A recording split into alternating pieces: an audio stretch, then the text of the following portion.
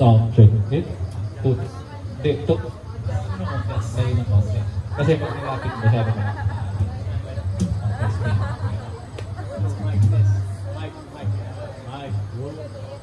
Siyempre, no? Matawa, oh.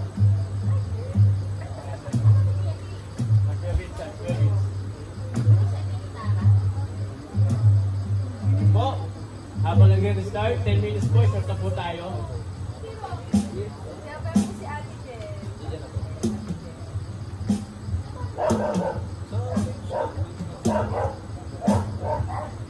Yung mga walang ginagawa dyan, pwede na po dito. Yung mga naggugulo lang dyan.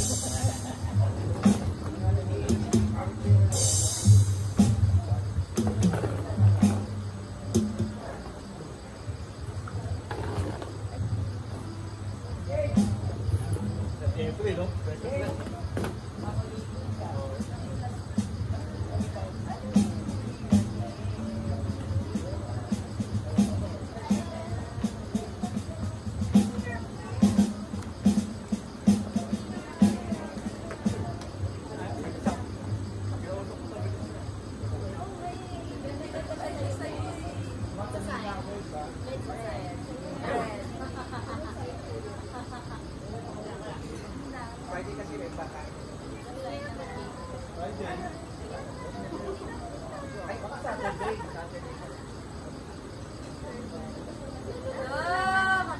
Lalapit pa ata sa'yo.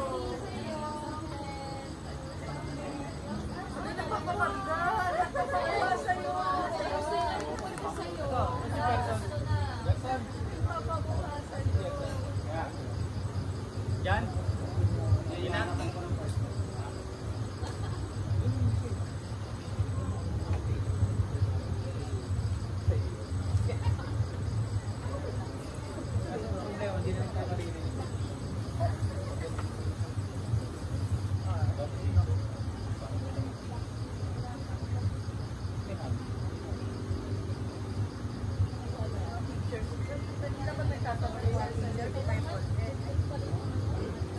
Sige po, 5 minutes. Last 5 minutes. Hanap na po tayo ng mga ating mga upuan.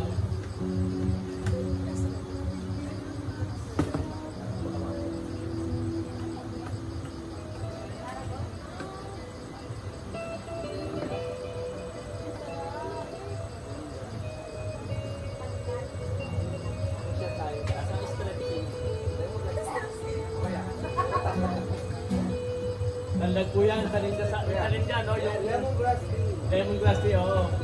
Big, ano eh. Diyan kinuha, ano, tama-tama. Galing, dito kinuha, ano, tama-tama yung mga aso, ano. Dumi. Organic yan.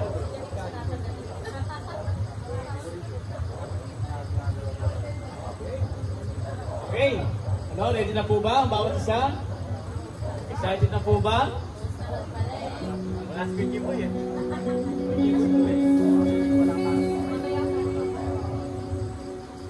Sige po, yung mga natayo dyan, pwesto po dito, oh. Maluwag po dito. Oh. Andito yung blessing, mamaya po yung blessing dyan. Andito yung blessing, oh, sa harapan.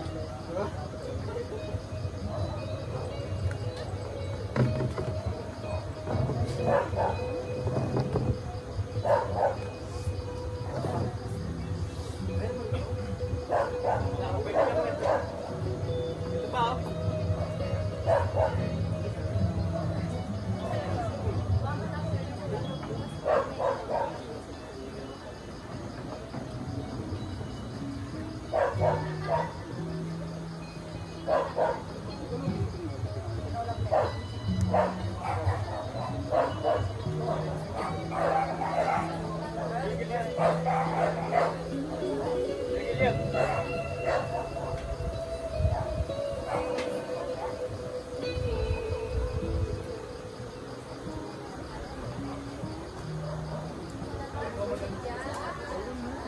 Paganda ng boses naman pala.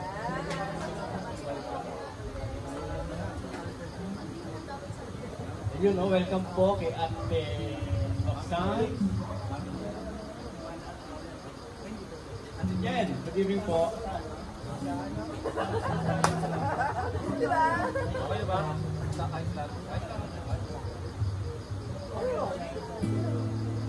Bayad eh.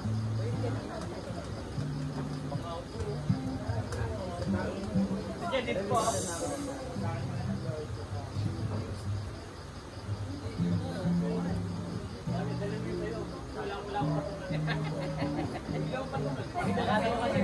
Akala ko mag-video ko tayo. Hindi, akala ko mag-video ko tayo. Kaya pinadala ko eh. Patungan mo ng ano.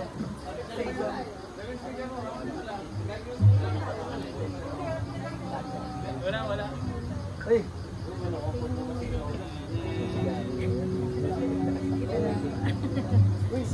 Napilit ko. Napilit ko. Napilit ka ba? Siyempre. Hindi, kasi sabi ko sa kanya masama talaga yung chat. Sabi niya, pilit ko mo. Nakakita lang ka mo. Nakakita mo. Ay, kung di ako makaalis-alis kasi ando pa si Pastor Guard dito. Kasi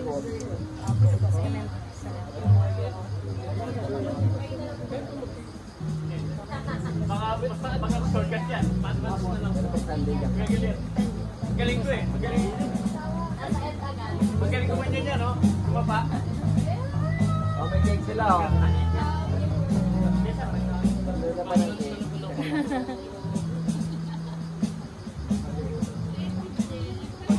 Ay, yung ano?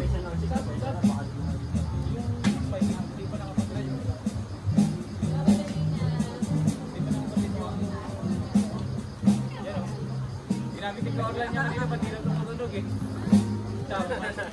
Ginamit, pati na tumutunog. Wala pa yung dulo eh, pati na tumutunog. Ay, nakasarap yung dulo.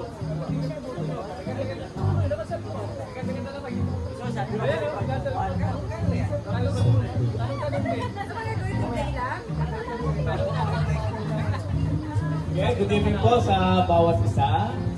Sa nagaganda ng mga misis, nagugwapuhang mga mister. Upo na po tayo at tayo po magsisimula na para sa aking napakagandang fellowship sa gabing ito. Siyempre with kasama ang ating mga asawa. So, yun. Talapakan po natin si Lord. Wala akong kausap. Yun. Amen. Yun. Talaga po napakabuti ng Panginoon sa araw na ito. At binigyan tayo ng magandang panahon. Pinag talaga yung kabila. Lord, sana umulan. Bot na lang. Siyempre, salamat po rin tayo sa kabila natin kabisihan. Iba, nag-work pa, di na lang dito. Talaga naman nakaka-bless. Talagang damang-dama ang presensya ng Panginoon. Siyempre, damang-dama din ang presensya ng bawat isa. Dahil sa kabila ng ating mga kapaguran. Si Ate Jen, galing po ng trabaho to eh. Ready na dito. So, thank you Ate Jen ha. Salamat sa iyong presence sa gabi ito. Tunay nga, kapag tayo sama-sama dito, lahat na kahit anong pagod na nararamdaman natin sa maghapon, naiibisan kapag tayo nagpe-fellowship at si Lord ang nag-usapan natin sa ating gitna. So yun, nanyang po si Ate Harleen para sa ating panimulang panalangin. Biglaan ko dito, biglaan.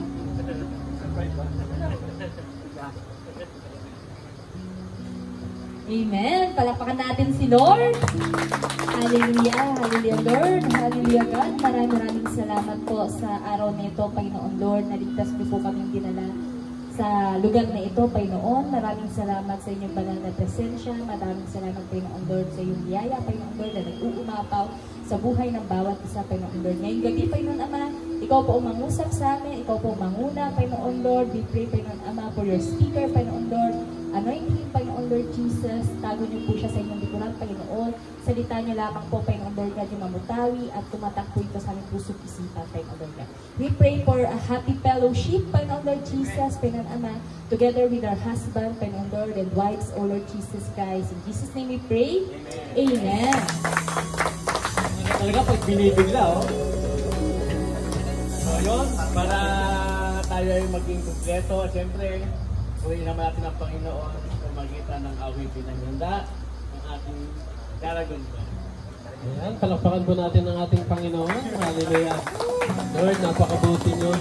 Sa kataong ito, Lord, maging mabangusang iyong gawa itong aming awitan para po sa inyo. Hallelujah. Let's praise the Lord.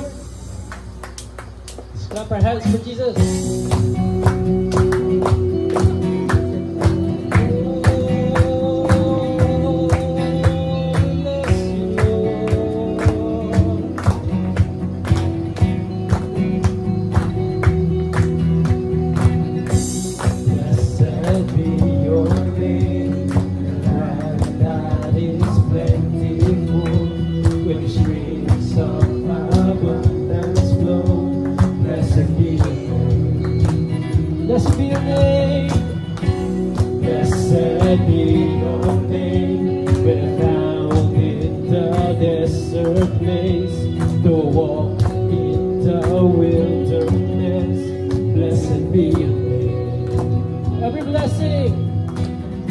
Every blessing you pour out, I'll turn back to praise. When the darkness closes in, Lord, still I will say, blessed be the name of the Lord. Blessed be your name. Blessed be the name of the Lord. Blessed be your glorious name. Hallelujah, Lord.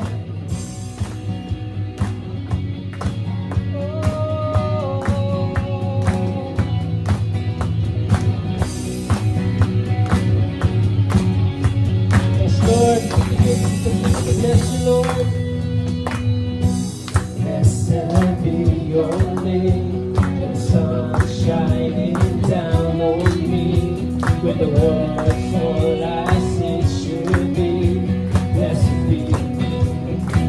Yes, Lord, we bless you even in suffering. Blessed be your name. On the road marked with suffering,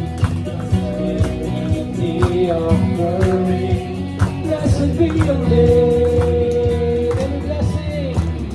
Every blessing you pour out, I'll turn back to praise. When the darkness closes in, Lord, still I will say, blessed be the name of the Lord. Blessed be your name. Blessed be the name of the Lord. Blessed be your glorious name. Blessed be the name of the Lord. Blessed be your name. Blessed be the name of the Lord. Blessed be your glorious name. Yan, pwede po ba tayong umikot? May pagkamayan po tayo. Yan. After all, ito po ay fellowship. We enjoy each other's company while we praise the Lord. Hallelujah. Hallelujah, Lord. We praise you, Lord Jesus. Hallelujah.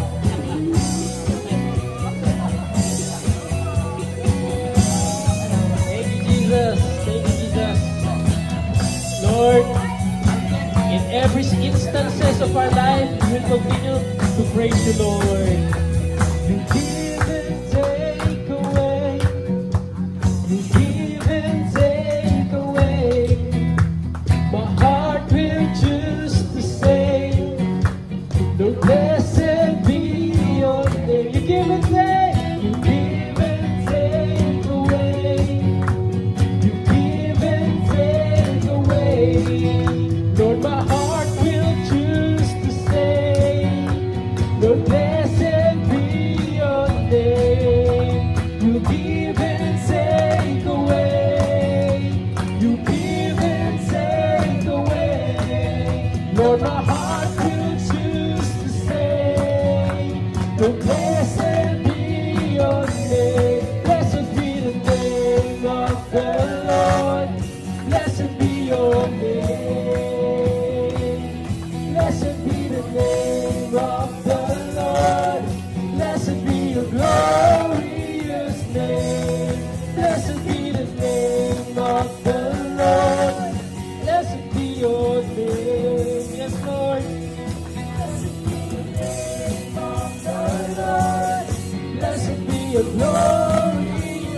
give and take away. You give and take away. You give and take away. Lord, my heart will choose to say, Lord, blessed be your name. You give and take away. Umulan bumagyo, ang pagpupuri, Lord, sa'yo lamang. Lord, my heart will choose to say, Lord, blessed be your name.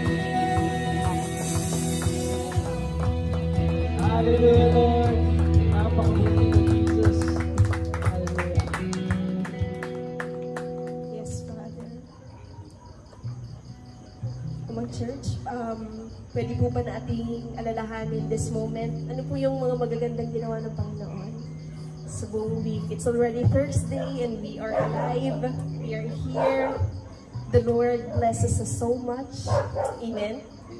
And hindi deserve ng Panginoon ang maliit na papuri lang, kundi ang papuri mula sa ating buong katawan, sa ating boses, sa ating kamay. And Lord, truly you give and take away, for you are in control of everything, Panginoon. Lord, natapos yung election, Lord God, many of us are disappointed, many were happy. And Lord, remind us that you are in control of everything, Father God. Our country is in your hand, Father. At alam po namin, hindi niyo po papabayaan, Panginoon, ang aming bansa, Panginoon. Lord, we see that on our lives. And I know, Father God, that your protection will be poured out in our country in Jesus' name, Father God. Lord, as we worship you tonight, may this be our prayer, that you be the center of everything of our life, of our relationship with our husbands, Father God, of our family, of our church, Father. Hallelujah. Come on, church. Let us be our prayer. Lord Jesus, be the center. Hallelujah. Hallelujah, Jesus.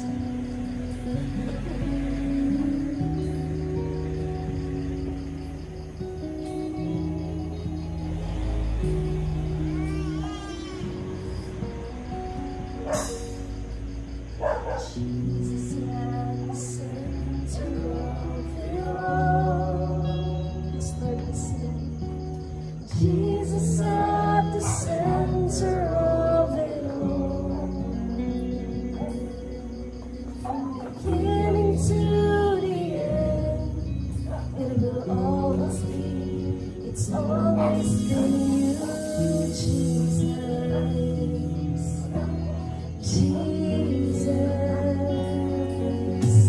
Jesus at the center of it all. Yes, Lord. Jesus at the center of it all. From beginning to the end, it will always be, it's always been you, Jesus.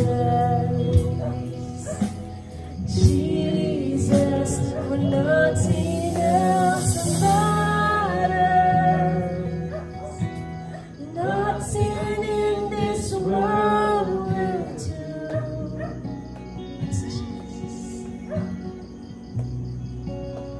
Jesus, you're the center, and everything revolves around you.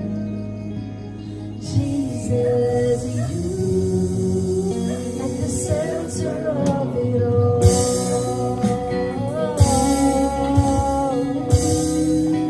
At the center of it all.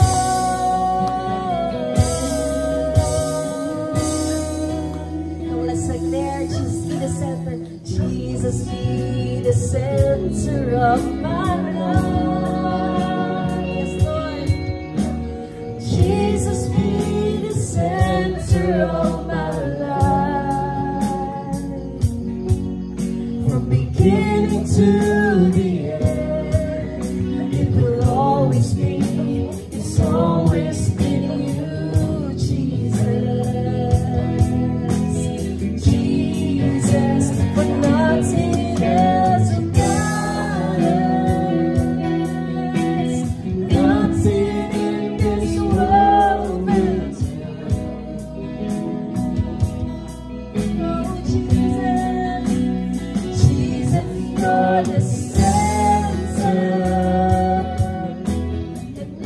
everything revolves around you.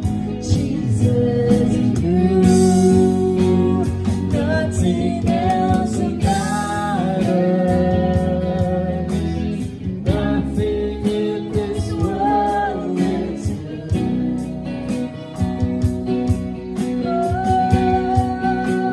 Jesus, you're the center,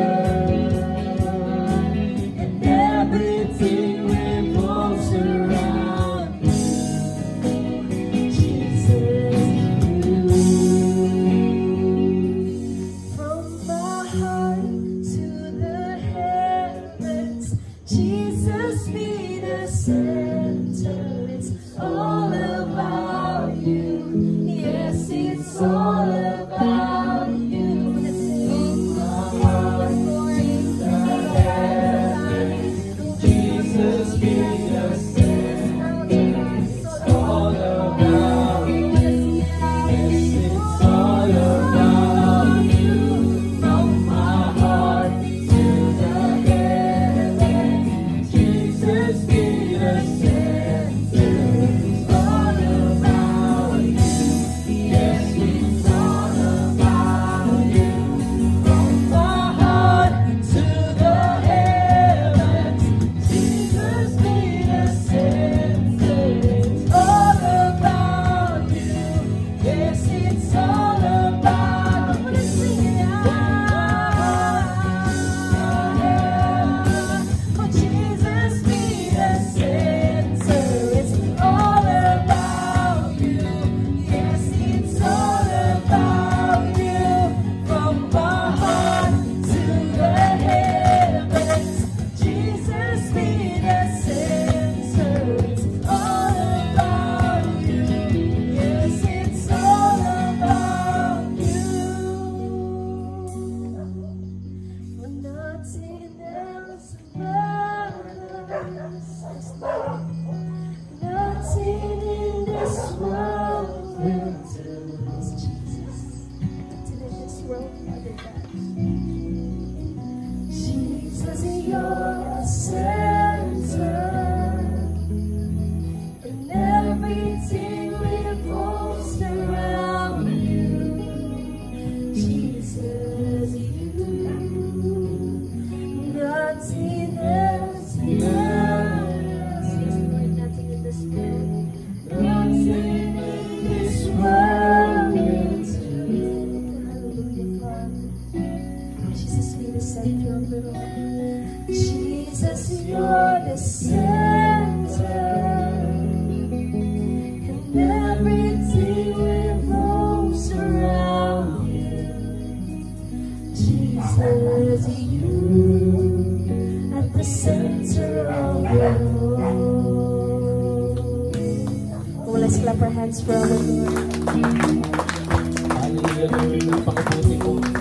Come on, let's give our highest praises sa Panginoon natin ngayon, Lord. Ikaw ang maging sentro ng aming buhay. Come on, church. Yes, Lord. Let us give our praises to God, the God of the universe, the King of kings, the Lord of lords, the God who is sovereign, the God who is faithful, the Creator, the Lord of lords, our Savior, our Redeemer. Lord, we thank you, Lord God, how comfortable it is to know, Lord, that you are the center of it all, Panginoon, Lord. You're in control. Lord, you know yung aming mga pinagdadaanan. And Lord, hindi kaila sa inyo, Lord, yung mga pinagdadaanan namin. That's why if we seek first your kingdom and your righteousness, all these things shall be added unto us. Kaya Lord, sa gabing ito, sa ilamang kapurihan, kapangyarihan, kalwalatian, sa pangalan ni Jesus. Amen.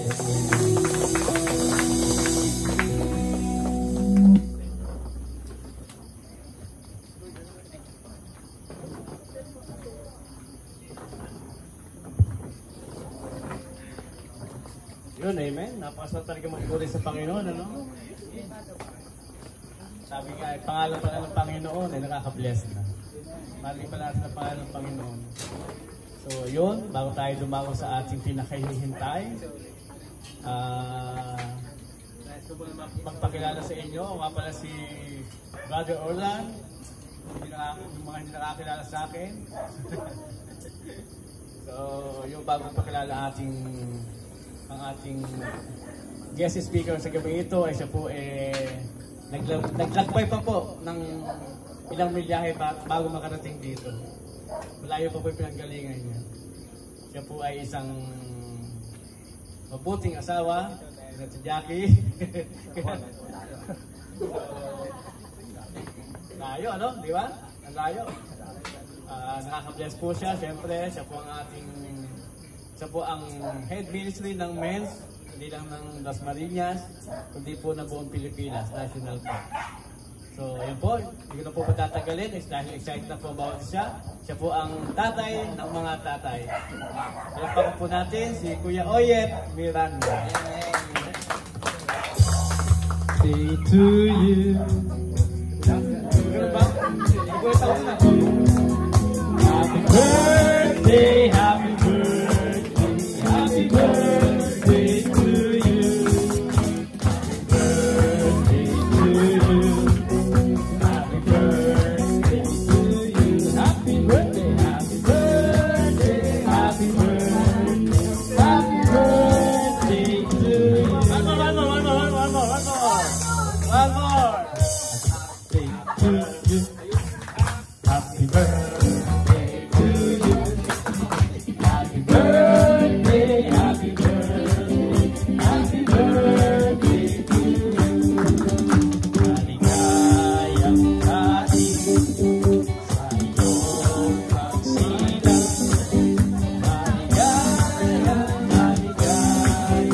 Maligayang dating sa iyong pagsilang. Bago ang lahat, nagpasalamin ko yung ang birthday mo. Siyempre, kasama sa Jackie dito Oh. Sama, si Jackie So, yun, on behalf of Taragon family, Kuya Oyet, kami po nagpapasalamat. Picture.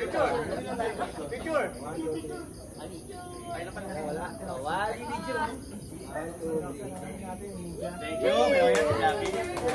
Birthday po.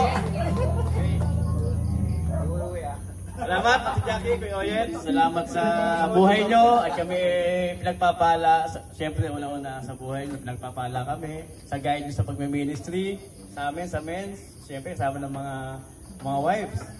So, talaga naman kapag ang leader nai-ignite, nakakahawa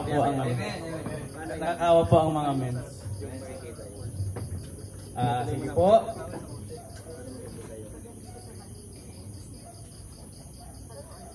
Habang inaayos po ang ating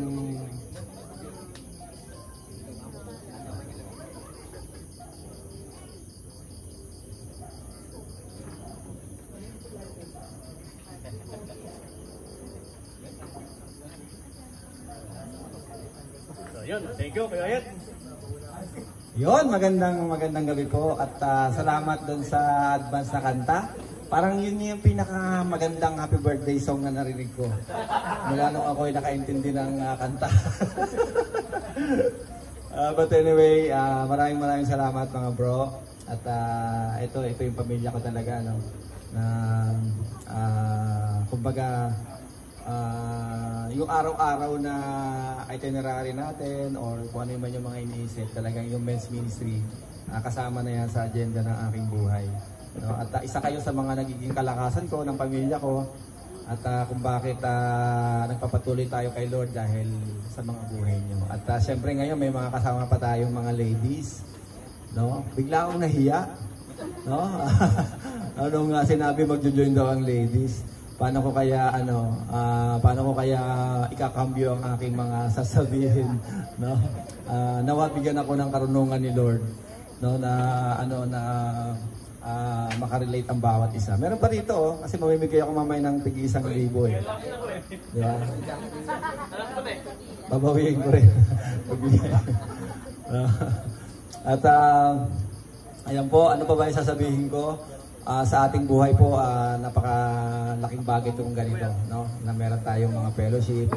Kasi kung wala, ang hirap at Sa totoo lang, ito yung kailangan natin. No? Ito yung disenyo ng Panginoon sa mga lingkod niya na tawag dito na kailangan natin ng mga kalakasan na nanggagaling sa ating Panginoon. Kaya welcome po kayo at hindi po ako guest dito.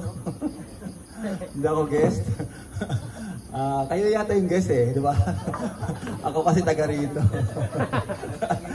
Kaklaruhin ko lang yung intro sa akin ni Kuya Orlan. At sige po, tayo muna yung manalangin.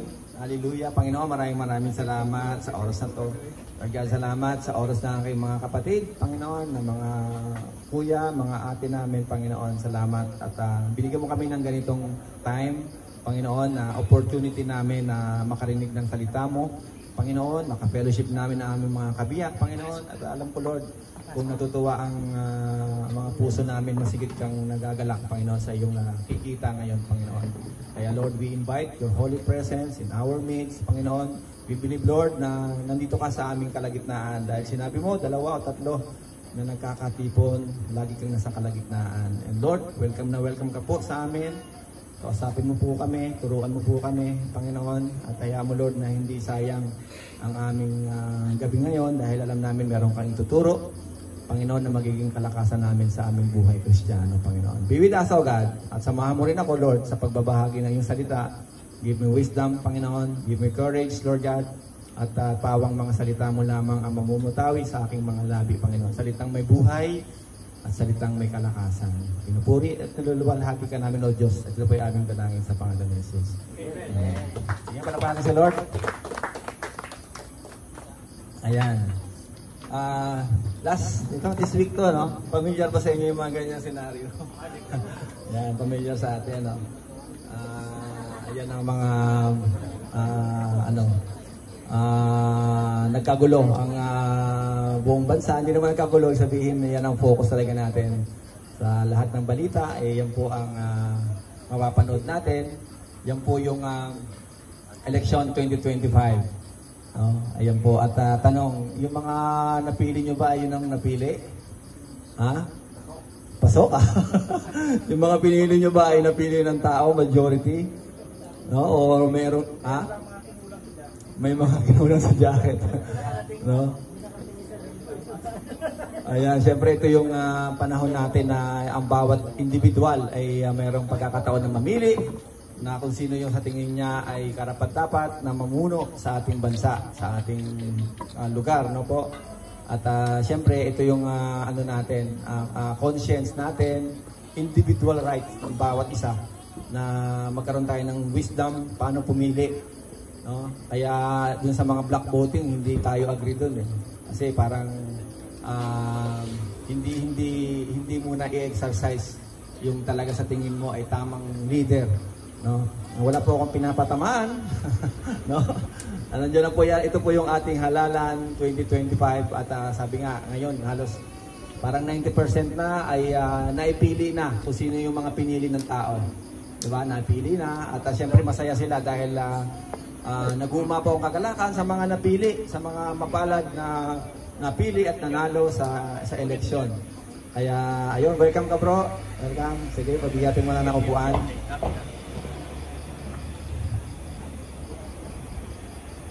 Ayan, at tutuloy ko lang kung masaya ang mga napili ngayon. Baka ngayon nagdidiwang na sila, may mga ang tawag dito, may mga victory party na, 'di ba? Dahil napili sila ng tao. How about kung ikaw ay pinili ng Diyos? 'Di ba? Ano ba yung kagalakan meron kaya sa isang napili ng Diyos? Tanong ko nga rito, sino yung tingin niya pinili siya ng Diyos? Amen. Ha? Bakit tatlo lang? No? Ayun, lumadagdag. O, i-claim nyo po yun. Pinili tayo ng Panginoon. Kasi sabi nga na Jeremiah 1:5, di ba? Before I formed you, I knew you. Di ba? Before you were born, I set you apart. Di ba? Pinili ka ng Diyos, I set you apart. So, yun po ay hindi lang para kay Kuya Orlan, hindi lang para kay Gerson, no? Sa lahat yun ng mga nagtitiwala kay Lord. I-claim mo na ako'y pinili pala ng Diyos. No, kaya napakasarap po na kapag po tayo ay mga napili, ibang joy. Kung yung mundo masaya dahil napili ng tao, more so kapag si Lord ang pumili sa iyo, di ba? Amen? Sige nga, sa mga pinili ng Diyos, palapakan nga natin ang Panginoon. At sa Bible po, mayroong isang karakter na pinili ng Diyos. Isa po siya sa mga pinili ng Diyos na mayroong specific role or inanoint siya ni Lord. No? Isa po siya. Pero itong babanggitin natin ngayon ay hindi popular sa preaching. Actually, first time ko po nga pinaris ito. No, matagal ko nang binubuo pero hindi makabuo eh. Anong nagising kami ni Ate Jackie. Sana ba si Ate Jackie? Nung isang gabi, nabuo ko po itong message na to. No, nagising kami ng 2:00 ng madaling araw. Ewan ko ba pag ganun, pag 32 na, ganun nagigising kami ng madaling araw. 35 pala, sorry. No, ba't kaya ganun? Pagka medyo nagkakidod na alanganing oras na. But anyway, alam ko God is good, may purpose yun. At nabuo po ito. So balik po ako dito, hulaan nyo kung sino makakahula, siya yung may unang inihaw. Na, ano daw yun? Inihaw. Atay-baga, pambihira. First time po yun mga ating tayo na atay-bagang inihaw. No? At yun po, siya po ay pinili na lingkod ng Diyos. Isa po siyang makikita natin lagi sa mga Sunday school. Sa mga Sunday school na libro. No? Siya yung nakahawak sa poste. Sino? Siya yung siya yung bumibiyak ng panganang leon. Samson, pwede ka na kumuha ng hapkok. Pwede ba ito na yun? Yan. Siya po ay si Samson. Yan. Di ba hindi popular? Bihira siyang i-preach, no? Bihira siyang i-preach at sabi ko, bigyan ako ng wisdom ni Lord na makarelate ang bawat isa. Lalo na yung mga ladies, no, na nasa harapan natin. Parang nagdagdag ng kaba ko yung mga kananayan. Anyway, alam ko lahat ng basta naman word ni Lord, lahat naman para sa bawat isa yon. Wala namang exempted, no. So, yun po, alam natin siguro yung buhay ni Samson.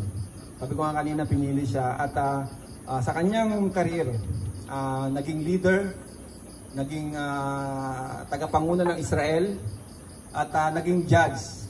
No, kaya kanyang buhay mababasa natin sa 4 na chapter lamang yata ng Judges. No, yun lang yung life ni Samson. At sa kanyang lakas, kakaibang lakas, extraordinary strength. Walang pwedeng tumalo sa kanya. No, lahat ng kanyang gera ay napanalunan niya. Yan ang buhay ni Samson nung kapanahunan niya, nung kanyang kalakasan. At sabi nga talk of the town, ang kakaibang lakas ni Samson. Saan nga galing yung lakas ni Samson? Sa maha? Ayan, sinasabi ko talaga hindi popular eh. Hindi talaga popular, sa mata raw galing. Anong version ba yung Bible mo? Anong version ba yung Bible mo? No? Yung po, ang point ko sa kanyang kakaibang lakas, pero ang dulo, ang ending niya, hindi maganda. No?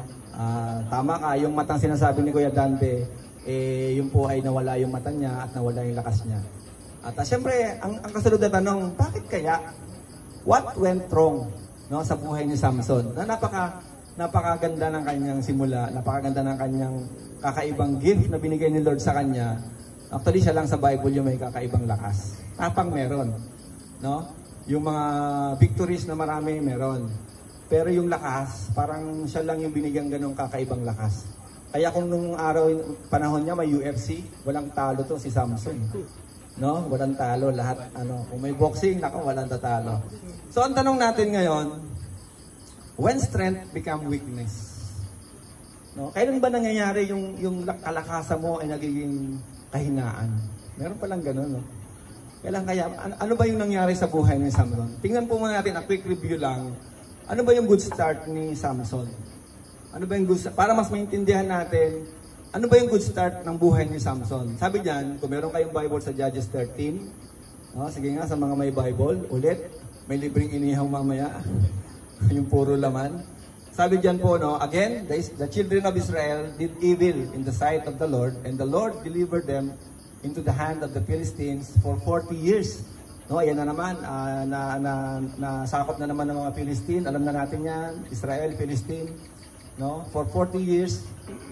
Now, there was a certain man from Sora of the family of Danites, no, whose name was Manoah, and his wife was barren and had no children, no. Ayan, baog ang kanyang asawa, ang babae, at talagang hindi magkakaanak, no. And the angel of the Lord appeared to the woman and said to her, "Indeed now, you are barren and have borne no children, but you shall conceive and bear a son.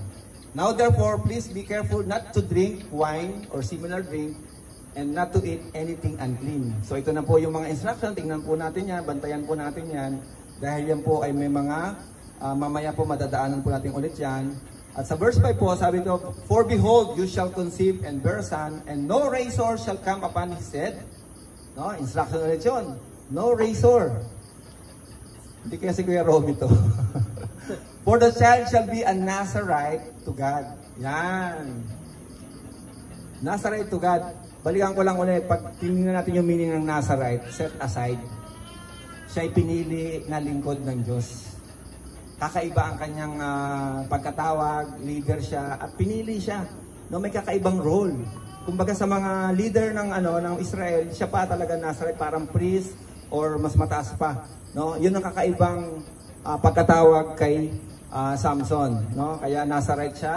From the womb, and he shall begin to deliver, ito maganda dito, to deliver Israel out of the hand of Philistines. No? So tingin nyo, wala pa sa sinapupunan si Samson, meron ng pagkakatalaga sa kanya. Kaya tayo rin mga ate, mga kuya, meron kang purpose, meron talagang specific goal or purpose si Lord sa buhay ng bawat isa. Kaya yun ang dapat nating tingnan, at ano ba yung magiging part noon or magiging role no sa buhay natin. So yan po ang mga buhay ni Samson, at ito po maganda rito sa verse 24. "So the woman bore," ito na, buhay na siya, pinanganak na si Samson, parang si baby, no, na napakasigla. "Bore a son and called his name Samson, and the child grew." Ang sabi diyan, "And the Lord bless him."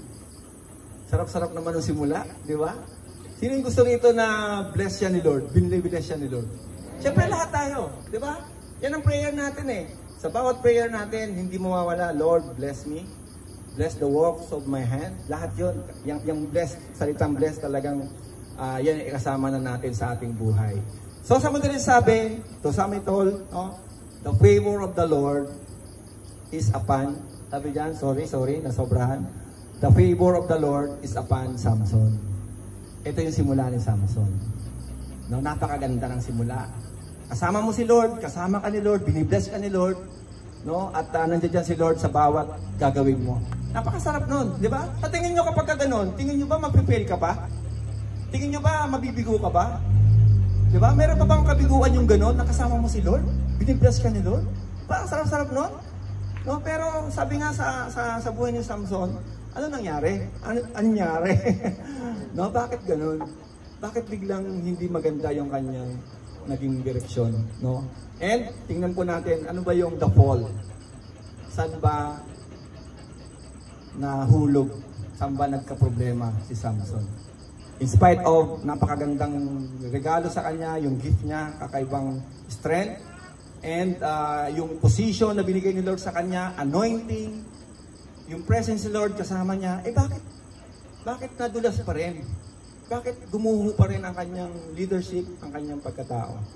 So sa buhay natin siguro ngayon, magsisimula tayo mag-reflect. No? Meron pa ng ganun. Pwede pala yun. Anointed ka, no? Kristiyano ka na, nandiyan na si Lord sa buhay mo, pero bakit ganun? At parang bigla na lang lumalagapak yung aking isang area ng buhay ko. Meron bang ganun? Nakaka-experience ba ng kayo ng ganun? Ang dami kong magandang plano, pinag-pray ko naman kay Lord. Di ba? Pinag-pray ko naman to kay Lord, niluhod ko naman kay Lord.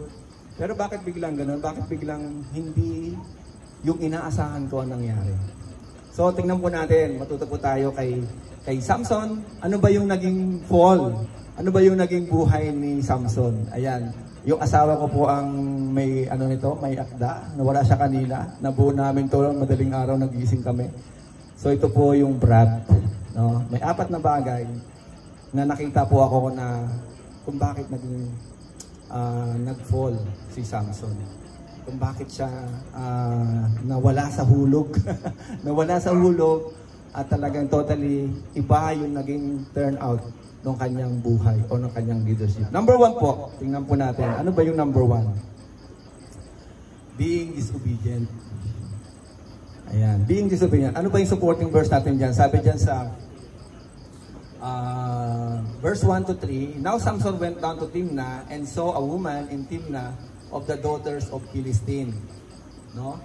So, sa verse 2, so he went up and told his father and mother, saying, I have seen a woman in Timnah for the daughters of the Philistines. Now therefore, get her for me as a wife. No, tingnan po natin to ha. Nung araw po kasi, kailangan po yung magulang ang pupunta sa gusto mo mapangasawa. Ngayon ba nangyayari pa yun? Yung magpamanhikan? Sino ba yung mga ladies dito na may namanhikan pa? Wow! Sister, totoo yun, sister. Namanhikan? Baka sa likod ng bahay dumaan ha? Sa takot sa businessman. Yun, namanhikan na kasama magulang. Noong araw ganun din, kailangan yung magulang ang makikipag-usap muna at gusto mong mapangasawa yung kanyang anak. Baka mawala po ako, tuloy ko muna. Sabi niya sa verse 3, Then his father and mother said to him, Is there no woman among the daughters of your brethren? No? Or among all people that you must go and get your wife from uncircumcised Philistines? Baka po natin naiintindihan. Noong araw po kasi, hindi pwede mag-asawa ang mga taga-Israel ng ibang lahi.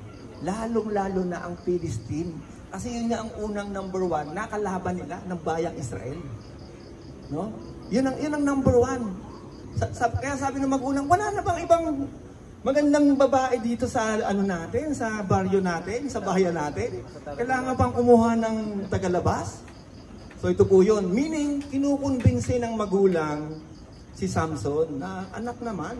Alam mo namang bawal yan. Alam mo namang mayroon tayong kautusan dyan na hindi po pwede.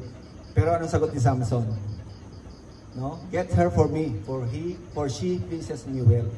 So 2 beses po yung kanina, please get me for her. And now, nung in-explain na ng magulang niya na, anak, bawal yan eh. Magdidisobey tayo sa kagustuhan ng Panginoon. Pero anong sagot niya? Nag-isip pa si Samson? Hindi. Get her for me, for she pleases me well. Ibig sabihin po, yung disobedient heart ni Samson, pinakita niya dito, unang-una. Una, hindi niya na sinusunod ang magulang niya. Pangalawa, hindi niya sinusunod kung ano yung kalooban ng Lord sa buhay niya. So, isang bagay na magpapabagsak sa atin pala, mga bro, mga ate, once na tayo ay nag-disobey kay Lord, no, mawawala ang blessing, mawawala yung magagandang bagay, yung plano ni Lord kapag nagsimula tayo mag-disobey sa Kanya. No, kaya ito po yung nangyari sa buhay ni Samson. Importante po, babantayan natin yon. Ano ba mga bagay na alam natin nag-disobey tayo kay Lord? Kasi kapag tayo kahit anong prayer natin, mga kuya, mga ate, kapag tayo kahit anong luhod mo kay Lord, pero meron tayong bagay na alam mo nang disobey ka kay Lord, sarado ang blessing. Ayaw mag-pour out ang blessing and favor ni Lord sa buhay mo. Kaya ganun. Kaya dapat i-check natin yan, Lord. I-reveal mo nga sa akin, bigyan mo nga ako ng maliwanag na pananaw o kaisipan, kaunawaan na maintindihan ko. Meron ba akong mga bagay na hindi talaga nasusunod, na alam kong hindi ka lugod-lugod sa'yo? No? At once na nag-pray tayo, ang kasunod dapat magkaroon tayo ng courage na yun ay gawin or lakaran natin. So number 1 po, being disobedient. Dito nagsimula ang fall ni Samson. Pangalawa po, yung raging attitude. Ano ba yung raging attitude? Yung enraged lagi, yung parang galit na galit, laging gusto away, laging gusto rambulan. Yung hindi marunong tawag doon sa ganun, yung lumanay, wala siyang ganun. No, wala siyang ganun. At ito pong example dito, yung una niyang niligawan, no, ito pong sinasabi kanina na gusto niyang mapangasawa. Nung pong pinoproseso na yung kasal, nung araw po kasi, sa panahon nila, 7 araw ang kasal bago matapos. 7 days. Buti na lang hindi na ganun ngayon. Kung nagkataon, ang gastos sa kasal. baka bihira na yung magpakasal. 7 araw, no? Gagastos ka, may feast yun. May mga handaan, ganun, 7 araw. At doon sa mga in the middle of the, yung wedding week na yun, nagpa-riddle si Samson. Meron siyang riddle. No, meron siyang riddle na Pahulaan nyo, sino ba yung sweeter than honey, stronger than lion, ganon. No? Nagpahula siya. At kung sino daw yung makakahula, bibigyan niya ng pabuya. So, ganun siya.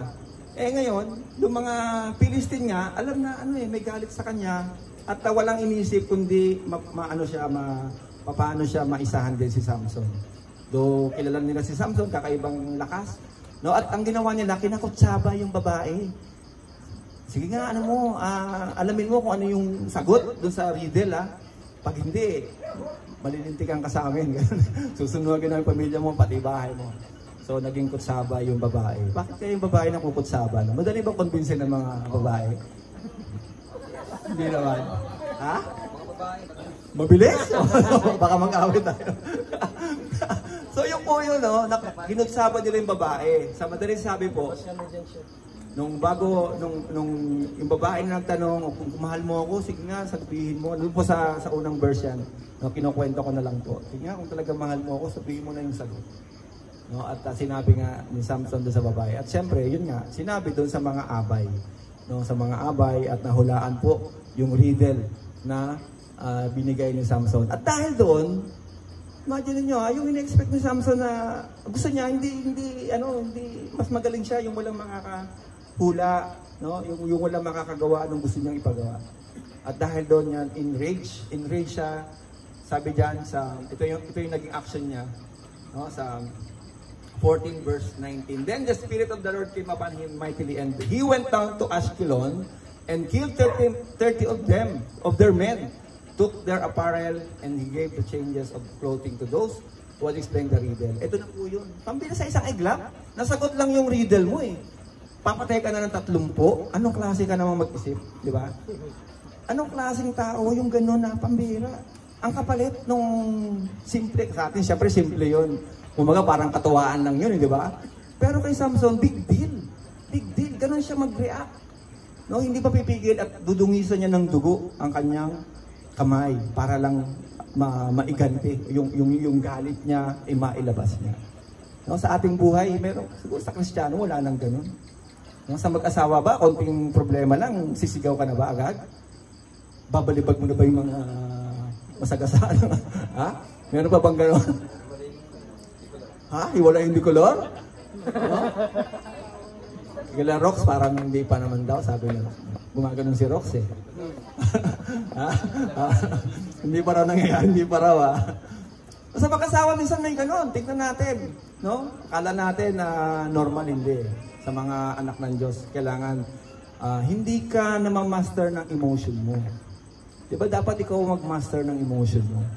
Hindi ka pwedeng yung sobrang galit mo, nakakagawa ka na ng bagay na lalong lalaki yung problema. Di ba? Yung magalit, okay eh. Di ba? Yung magalit, okay. Talagang emotion yon. Pero yung makakagawa ka ng mali dahil sa galit mo, yun ang hindi tama. Di ba? Yun ang hindi tama kapag sobra na. So si Samson, ito yung kanyang attitude eh. Yung raging attitude, yung pang grabe kung magalit. Yung hindi mo kaya isipin, gagawin niya. No, gagawin niya. Kaya unti-unti pala yung favor ni Lord, unti-unti diyan kumbaga mabantayan natin. Yung palang mga taong palagitin, pagalitin, yung madalas mainit ang ulo, palasigaw at palaaway, yung kahit sa FB nakikipag-away, no, yung walang katuturan, wala man lang kabagay-bagay, pinapatulan. Yung pala ay mga sinyales na hindi tatagal ang Espiritu ng Diyos sa buhay mo. No? Unti-unti pala dyan nawawala. No? Kumbaga, hindi pwedeng, sabi nga, yung Spirit ni Lord kasi holy. Diba? Holy yung banal na banal. Hindi pwedeng sasama sa ganong klaseng Spirit na punong-puno ng galit. Kaya sa buhay ni Samson, isa po yan sa mga naging dahilan kung bakit unti-unti yung kanyang fall. No, and pangatlo po, bibilisan ko na ng konti para hindi lumamig yung ating inihaw. Ito yung pangatlo, yung arrogance. No, yung arrogance niya. No, at dito pa rin ulit, ano ba yung nangyari? No, nung lumipas na po yung panahon na yon na pinatay niya yung 30, no, pinatay niya yung 30. Nagpahinga siya at nung naalala niya yung kanyang asawang Philistine woman, ito ulit, binalikan niya. No, ito po yung kwento na yon. Binalikan niya, pero nung kanyang, malapit na sa bahay nung napangasawa niya, nasalubong siya nung kanyang biyanan, at tinanong, pupuntahan ko sa kwarto yung aking asawa. Eh, that time, binigay na nung father sa iba, doon sa mga abay. Kasi ang katwiran ng tatay, kala namin ayaw mo na, galit ka na. No, yun ang kwento dito. Kala namin ayaw mo na, kaya binigay na namin sa iba. Pero meron pa akong isang anak, mas bata. No, mas bata, mas maganda. Kinukumbinsi nung kanyang biyanan, si Samson. No, siguro alam niya yung takot, alam niya kung ano yung ugali ni Samson, kaya gagawin lahat para lang anong tawag dito, ma-please, para lang mapanatag yung kalooban ni Samson. No? Pero ano yung sagot ni Samson? Nung sinabi niya, ito tingnan po natin. Nung nalaman ni Samson na ganun ang ginawa, after a while, in time, ito po yung ginawa niya, no? Sabi diyan, sa sobrang galit niya, it happened that Samson visited his wife and a young goat, and he said, "Let me go into my wife, into her room, for her father would not permit him to go in." Sabi diyan, her father said, "I really thought that you thoroughly hated her, therefore I gave her to your companion. Is not her younger sister better than she? Please take her instead." So yan po yung nangyari na yon, pero anong sagot ni Samson? So ang sagot ni Samson, yan po sa verse 3, and this time sabi niya, "I shall be blameless regarding the Philistine if I harm them." No, dahil doon sa nangyari, mas matindi ang pinakitang arrogance ni Samson, no? Nung nakita niya na yung asawa niya ay binigay na sa iba, na hindi niya naman binalikan nung unang kasal, ito po yung ginawa niya. Pagbabayaran ng mga Philistine ang ginawa nila. Hindi nila ako pwedeng sisihin sa aking gagawin.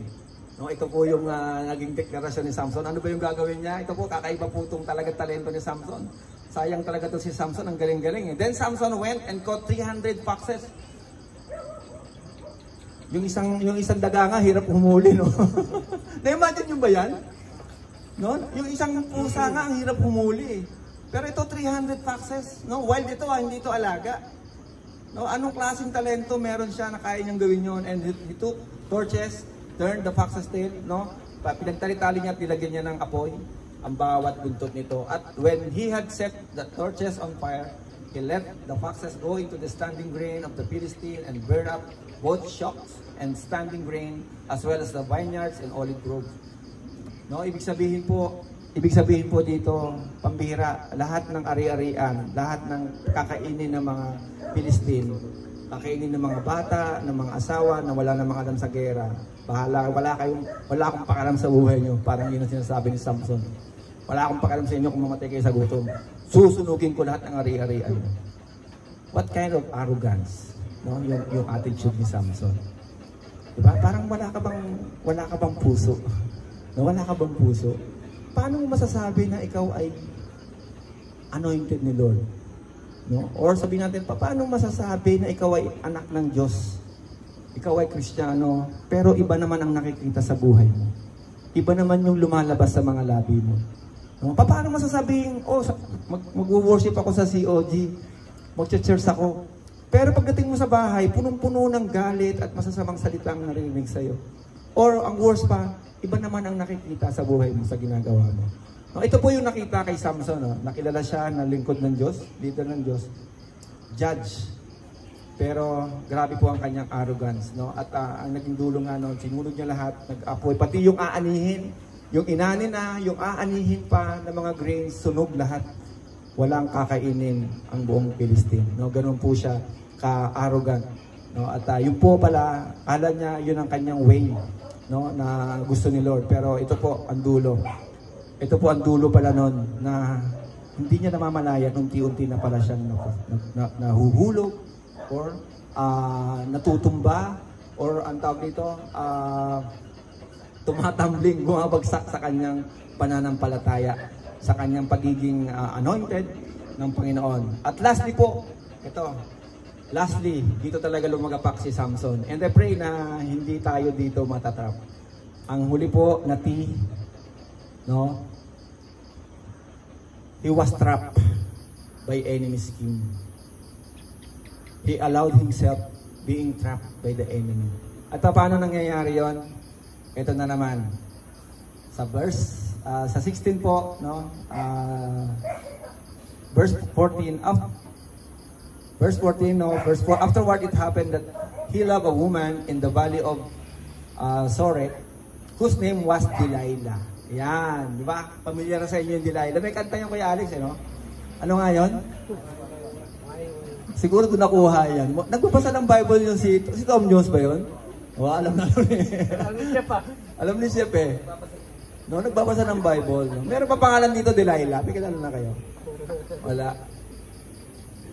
So ito po yun. Ito na naman. No? Na-inlove na naman si Samson. At this time po, kay Delilah. No? At baka makalimutan ko. Ito yung kahinaan ni Samson. Ito yung kahinaan niya sa babae. Kanina, Philistine woman, sa isang verse na nabasa ko, prostitute. No? Lahat, pag nagustuhan niya, gusto niya. At ito po yung ngayon sa buhay naman ni Delilah. Si Delilah na naman ang kanyang naging ginamit ng enemy para siya iwasakin ng lubog-tuluyan. No? Sabi diyan sa verse 6, so Delilah said to Samson, please tell me where your great strength lies, and with that you may be bound to afflict you. And Samson said to her, no, ito po yun, sunod-sunod po to, if they bind me with 7 fresh bowstrings, not yet dried, then I shall become weak and like other men. No? Pagka natali nila ako doon sa bowstring, no, sa pana ba yun? Yan, mawawala yung aking lakas. No? Sinasabi niya kay Delilah, kasi itong si Delilah, kinasapakat ulit ng mga official ng Philistine. I-lure mo siya, no? Akitin mo siya, at kailangang malaman mo kung ano yung sekreto niya. At bibigyan ka namin ng pabuya. Ito po yung ito po yung senaryo. Kaya ito po yung unang pagsubok kay Samson. No? Ito po yung unang alok sa kanya. Sabihin mo naman sa akin, Samson, no, kung ano yung pinanggagalingan ng lakas mo. Pero itong si Samson, makikita natin dito kung paano niya nilaro yung tukso sa kanyang buhay. Kung paano niya hindi hinayaan niya, hindi niya namalayan. At after noon, then Delilah said to Samson, look, no, yan na, you mocked me and told me lies. Now, please tell me. Ito pa yung second time. Second time na nung hindi naman nangyari, malakas pa rin si Samson. Nung dumating yung mga Philistine, na naputol niya yung string, sabi ng Delilah, ito naman Samson, gino-joke mo ako. Sabi mo, yun ang gagawin, hindi naman pala. And, ito po yung second time, ano ba talaga? Sabihin mo na sa akin, Samson. No? Kung talagang love mo ako, sabihin mo naman sa akin, sikreto mo. At itong si Samson, eto na naman. Anong sabi ni Samson? Sa verse 11, so he said to her, if they bind me securely with new ropes that have never been used, then I shall become weak and be like the other men. Pag meron silang taling nakuha na hindi pa nagagamit, tali ng kalabaw man niya, tali ng elepante, yung hindi pa gamit itali niyo sa akin. At pag nagawa niyo yon, mawawala yung lakas ko. No, at ginawa naman ni Delilah, Samson, nandiyan na yung mga Philistine. No, at nung nalaman ni Samson, ginanon lang yung mga tali, naputol na naman. So sa madali sabi, pangalawang beses na po, di ba? Pangalawang beses na tinatrap. Pangalawang beses na ina-attempt na matrap si Samson through Delilah. Pero si Samson, may naramdaman ba siya? Wala siyang nararamdaman. No? Ito po yung third time. Sabi doon sa verse 12, therefore Delilah took new ropes. Ito po yon. Sa verse 13 po, ito po yung pangatlo. Delilah said, until now you have mocked me and told me lies. Hindi ka naman nagsasabi ng totoo, Samson. No, ano pa talaga? Sabi rito, tell me what you may bound with. And he said to her, if you weave 7 locks of my head into the web. Ito po yung pangatlo. Mawawala ang aking lakas. Yung 7 tirintas ng aking buhok, pag samasamahin nyo, itali nyo sa pole, ayan na, hindi na ako makakaalis. Hihina na ako. At alam na natin yung kwento. Hindi rin totoo. Dahil nung dumating, tinawag ni Delilah, Samson, ayan na naman yung mga Philistine. So bumangon si Samson at nakalaya na naman siya sa pagkakatali. At ito na po yung last. Ito na po yung last. So, sabi niyan sa 15, then she said to her, how can you say I love you? No, sabi ni Delilah, medyo nag-ano na to, tawag dito, yung emotional blackmailing na. No, meron bang gano'n? Yung mga alam ng mga babae yung weakness ng asawa? No, minsan nag-emotional blackmailing. Sige ka, lagi ka na lang ministry. Lagi ka na lang mens. Wala ka ng time sa akin. May gano'n ba? May gano'n? May gano'n? No, ito yun eh. Paano mo sasabihin I love you when your heart is not with me? You have mocked me this 3 times, no? 3 beses mo na ako niloloko. Hindi mo naman sinasabi yung sikreto mo talaga, no? At this time po, eto na. Sa verse 17, that he told her all his heart, and said to her, no razor has ever come upon my head, for I have been a Nazarite. Alam niya. Well, si Samson, kung ano yung katatayuan niya sa Lord. Ito matindi to eh. Alam niya yung katatayuan kay Lord, pero ang ginawa niya, sinabi niya yung kanyang sikreto. No? If I am shaven, then my strength will leave me, and I shall become weak and be like any other man. No, anong point dito mga ate, mga kuya? Minsan, inaalaw natin yung temptation. Thinking and knowing na, kaya ko naman to eh. Kristiyano na ako eh. Hindi naman ano sa akin. Pero alam nyo, maging aware tayo dun eh. Lalo siguro sa mga kalalakihan. Maging aware tayo. Baka nasa trap ka na, tinatrap ka na ng kalaban at pupunta ka na dun sa point of no return. Ang hirap na nun. Ang hirap maka-bounce back eh. Lalo na kung tayo na sa ministry na, tandaan natin kapag nasiseryoso ka kay Lord, the more na ang kalaban ay seryoso para itrap ka at pahintuin ka sa iyong ginagawa kay Lord. No, kaya maganda to, wake up calls about isa, reminders about isa, maging ano po tayo, maging yung ating discerning spirit, kailangan malakas. Araw-araw ako po, prayer ko po yan. Bigyan ako ni Lord araw-araw ng discerning spirit. No? Para ma-define ko what is right and what is wrong. No? Kasi minsan, ang kalaban talaga, great deceiver yan. No? Sabi nga sa ibang illustration ng kalaban, ang diablo, crafty in all of his ways. No? Crafty. Kumbaga, magaling ang atake, hindi halata sa umpisa. Di ba? Hindi halata, pero hindi mo alam. Ito, pababagsakin pala tayo. So, tuloy ko lang po. Ito, alam ni Samson yun na kung ano siya sa harapan ng Panginoon. When Delilah saw that he had told all his heart, no? Nung nalaman na po ni Delilah na totoo na, this time totoo na, ito po, tinawag niya ulit yung mga Pilistine, totoo na to. Sure na ako, confirm. Bumigay din si Samson.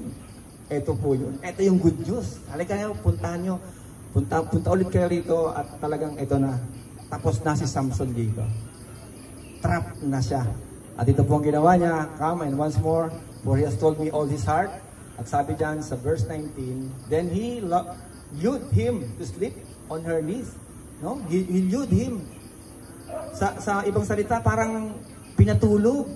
Parang hinele. Parang baby na, tulog na. Imagine nyo yun, ganun. Hindi ka pa rin nakakahalata. No, ang himbing-himbing ng tulog mo, hindi mo alam, pambira. Hindi alam na Samson, eto na katapusan mo. Natulog ka sa kanduan ng iba. Diba? Parang gano'n natulog ka sa kanduan ng iba, patay ka na. Wala na. Dead end na yung ministry mo, dead end na yung pamilya mo, wasak na ang buhay mo. No, at ito po yung nangyari sa buhay ni Samson. And then, ito po yun, and he called a man and had him shaved of 7 times. Then he began to torment him and his strength left him. No, nawala po yung kanyang lakas. Dahil sinabi niya, eto talaga. Alam niya eh, nasa wisyo naman si Samson eh. Alam niya yung lakas niya, di ba? Alam niya yung lakas niya na once na nasagian siya ni Kuya Warren ng razor, wala na yung lakas niya. No?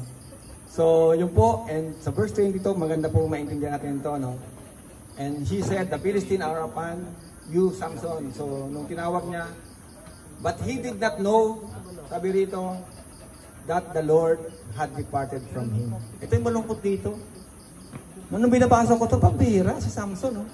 Sa sobrang, sabi ko sa sobrang sigurong lula sa kanyang, anong tawag doon, yung galing, Lula siya sa kanyang attainment, lula siya sa kanyang karir, lula siya sa pagkatao niya na siya'y walang tatalo. Pambira, hindi niya namalaya na si Lord nawawala na sa kanya. No, sa atin ba? Paano ba natin ma-define? Nararamdaman mo ba na malayo si Lord sa buhay mo? Kasi ang hirap nun. Pag tayo nilayuan ni Lord, ang hirap. No? Pero si Samson, doon sa ganung sitwasyon, hindi niya namamalayan. Then the Philistine took him and put out his eyes and brought him down to Gaza. They bound him with bronze fetters and became a grinder in the prison. Nakita niyo po yung turn of events? Yung dati kanina lang, very strong man. Napaka-powerful, napakalakas, walang natatalong laban. Kaya niyang pumatay ng libo-libo sa pamamagitan ng panga ng isang asno. Kaya niyang bumiyak ng bibig ng isang leon. Ganun siya ka-powerful. Ngayon, eto. Tinanggal yung mata niya at ginawa siyang tagagiling. Yung araw kasi, di ba? Ano to trabaho to ng kalabaw, ng baka, di ba? Yung gilingan. No, yung gilingan, paikot-ikot. Imagine mo, yung dating kilalang leader ng Panginoon, yung kilalang dating sinasamahan ni Lord, very strong man, pambihira, ngayon ginawang hayop ang trabaho. Yung trabaho niya na pambihira, pinaka-least. Hindi nga pang tao yun eh. Nakikita niyo po ibig sabihin, alam niyo mga bro, mga ate, no? Kapag tayo nilayuan ni Lord, at gumawa tayo ng mga bagay na hindi kayaya sa Kanya, pambihira. Wala tayong magagawa. Di ba? Wala tayong magagawa at napakahirap, no? Yung ating pong magiging sitwasyon para tayong nobody. Kapag tayo po ay na-trap na, wala ka nang kawala diyan, pambihira. Eto biglang iba yung buhay mo. No, I pray na walang gano'n, no? At maging matalas po tayo sa mga dumarating sa ating buhay. Ibig sabihin ng matalas, yung discernment natin. No? Alam natin ang salita ng Panginoon, alam na natin ang liwanag, alam na natin ang katotohanan. Mas matindi po ang responsibilidad ng bawat isa, no? Kasi nga alam na natin. I pray na ang lakaran natin yung tama ayon sa Panginoon, no? And hindi pa dito nagtatapos. Ang lungkot kasi ng ending pag dito no. Tuloy ko lang konti.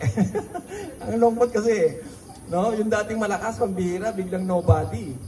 Ang lungkot. Nabawian natin. Ito, ano ba yung goodness ng Panginoon to Samson? Ito maganda. Alam nga si Lord, kahit anong gawa natin kapalpakan, ito maganda kay Lord. Hindi siya nagsasawa sa atin. No, hindi siya nagsasawa. Kahit anong sama natin, sorry sa word, no? Kahit anong kapalpakan o laki ng kasalanan ginawa natin, si Lord pa rin sa atin. No? Pagka sincere ka, si Lord, nandiyan din sa'yo at willing pa rin na i-uplift ka, samahan ka at ibangan ka. Ano ba yung goodness ng Panginoon kay Samson? No? Ito po yun.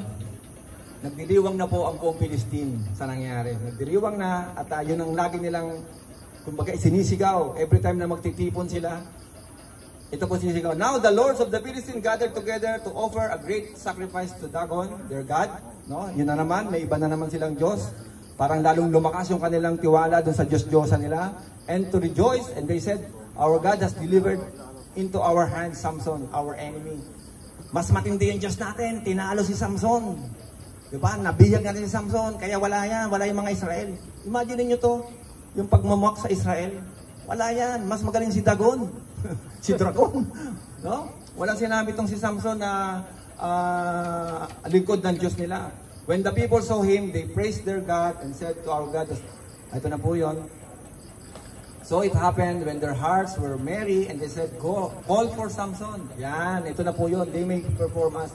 Imagine niyo kanina, tagagiling. No? Ginawang tagagiling. Ngayon, ano? Performer. Performer. Imagine niyo yung kahihiyan.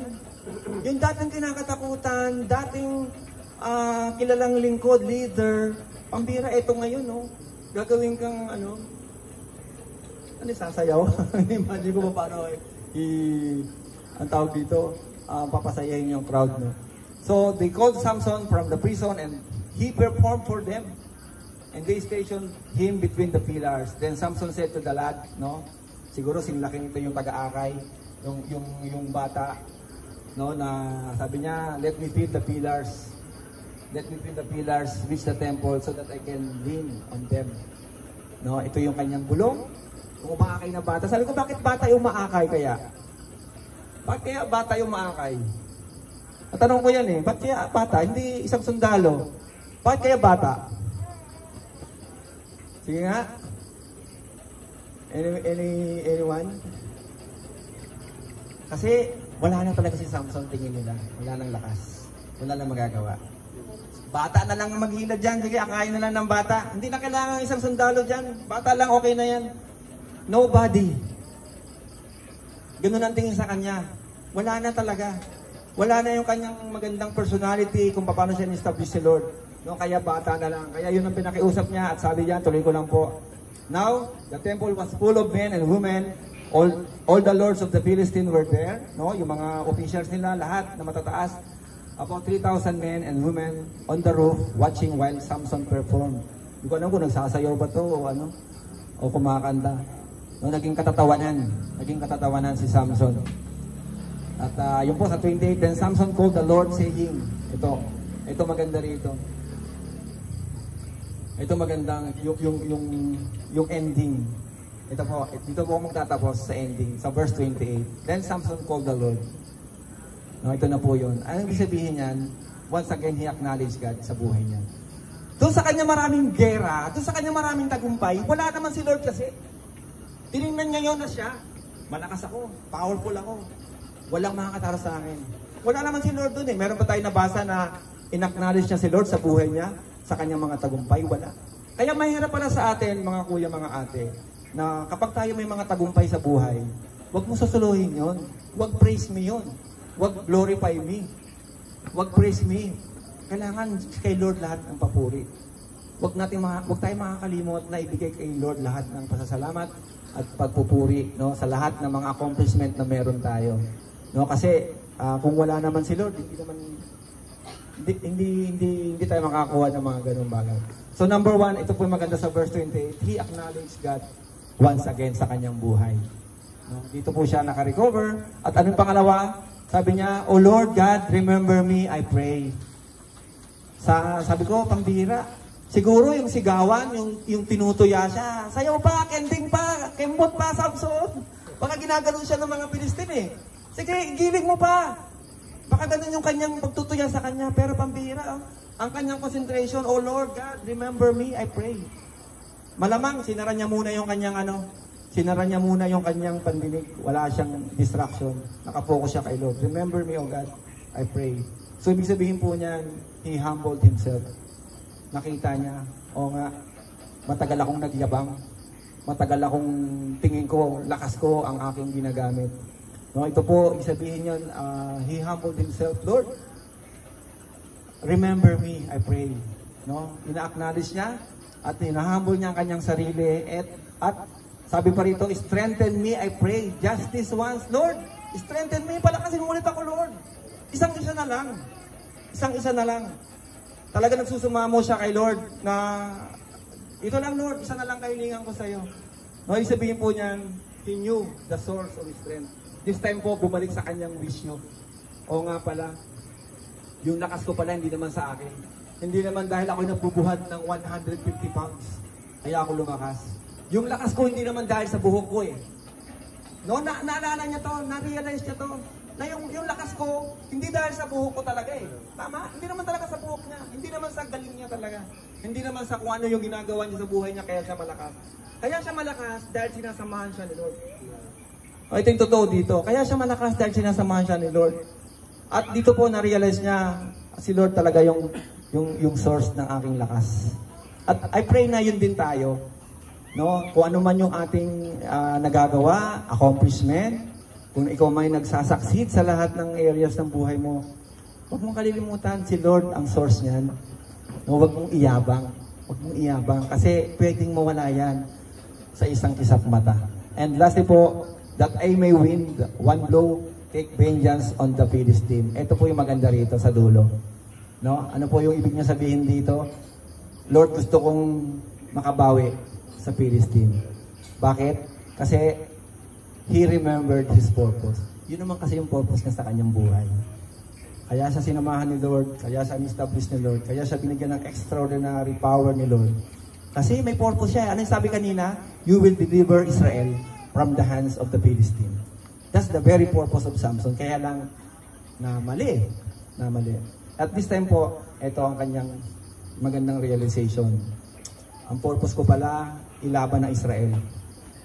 Ang purpose ko pala, ang tawag dito, lipulin yung mga lumalaban sa Panginoon.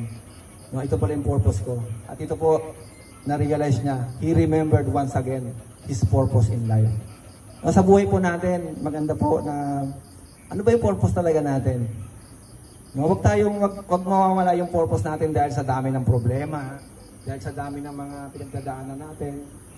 No, wag mawawala yun. Dapat po, nandoon lagi yung ating purpose. Huwag natin kakalimutan. At dahil po dyan, sabi nga sa last verse, and Samson took hold the middle pillars which supported the temple, no? Yan na po, nahawakan niya na yung mga pillars.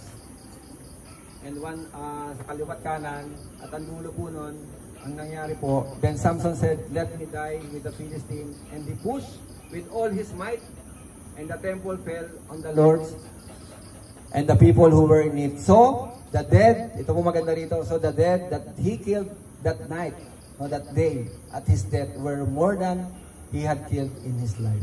Wow. Ito yung last blow ni Samson. Ito yung bawi niya kay Lord. No, ito yung bawi niya kay Lord.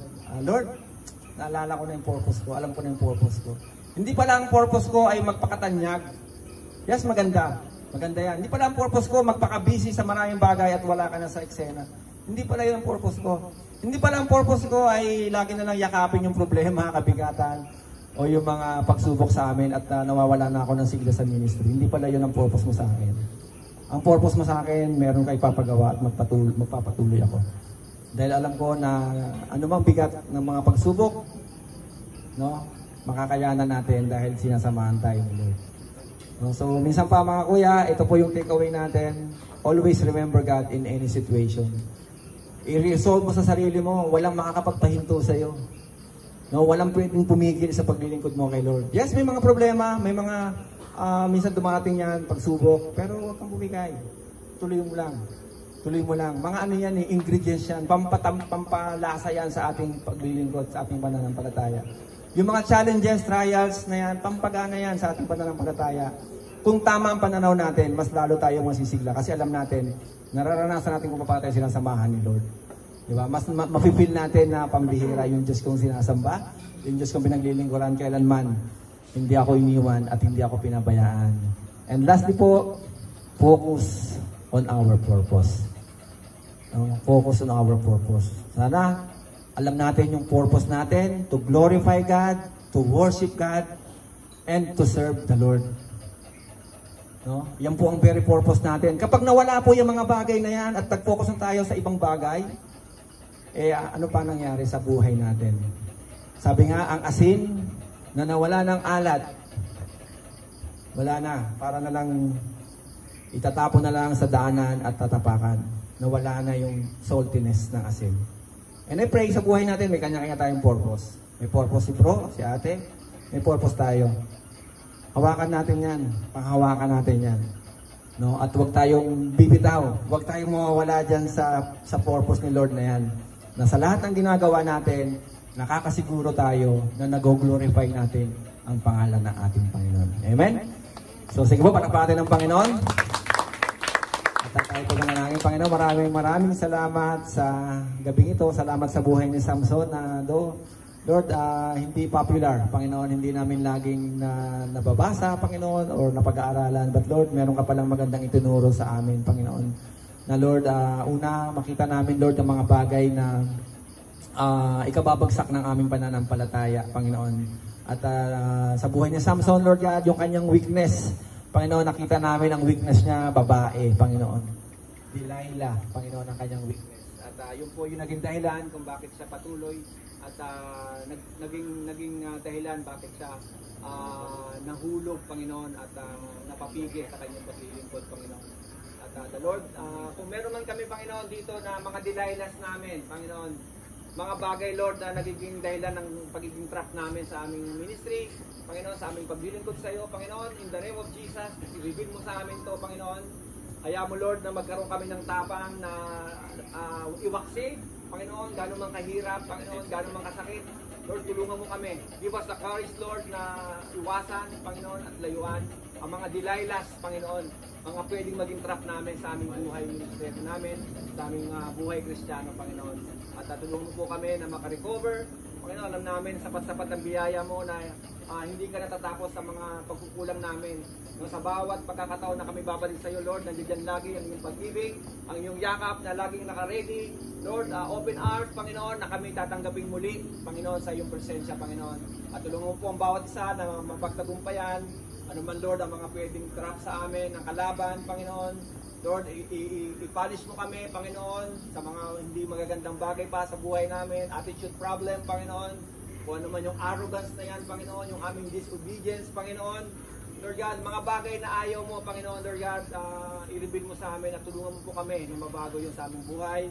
At ang aming buhay Kristiyano ay lumakad, Lord, according to the path of righteousness, Panginoon. Lord God, yung mga bagay na nais mo sa aming buhay. Maraming salamat po, and I pronounce blessings about isa sa mga mag-asawa, sa pamilya namin, Panginoon. Lord, lagi mo kami sasamahan. At Lord, sa tahanan namin, lagi yung espiritu ng pagmamahalan, espiritu ng pag-unawaan, at pagkakaisa ay lagi pong nararamdaman sa aming buong pamilya. Salamat po, pinupuri at naluluwalhati ka namin, O Diyos. At ito po ay aming sama-samang panalangin sa makapangyarihang pangalan ng Jesus. Amen. God bless you. Thank you, Kuya Oyet. Thank you sa napagandang message sa gabi ito. Masyadong ginalingan no? Siguro next Thursday, ikaw ulit. Ay, nako. Hirap pa. So yun, talaga po napabot ng Panginoon sa buhay natin. Alam ko naman yung Talagon, wala na yan Wala naman Delilah yan no? Wala na, di na tumatalab sa atin yan no? Wala Delilah sa? Oo. Wala na. So yun. Siyempre, ano ba ang goodness? Kanina ang ganda yung goodness of God sa buhay natin, di ba? Ano ba yung goodness of God sa buhay natin? Siyempre, sa akin, wala na ibang goodness kung asawa ko. Yun! Uy! Dali! Halo! Boundary agad, karating lang Oo. Boundary agad. Dinarinig. Kunyari, may narinig yan. Ulitin ko ba? Ulitin ko. Siyempre, ang goodness of God sa buhay ko, siyempre, wala iba kundi asawa ko. Yun! Grabe! Bless talaga ako yan kasi pagka may tumatawid na siyempre, pagbibigyan ko. Mata mo. Hindi, mabait tayo, pagbibigyan, tumatawid Yeah, grabe. Pagbigay tayo. Sige po, yun lang po at maraming salamat kayo sa gagawin ito. Siyempre, padalangin natin ating pagkain sa pangungunahan ni Kuya Christian.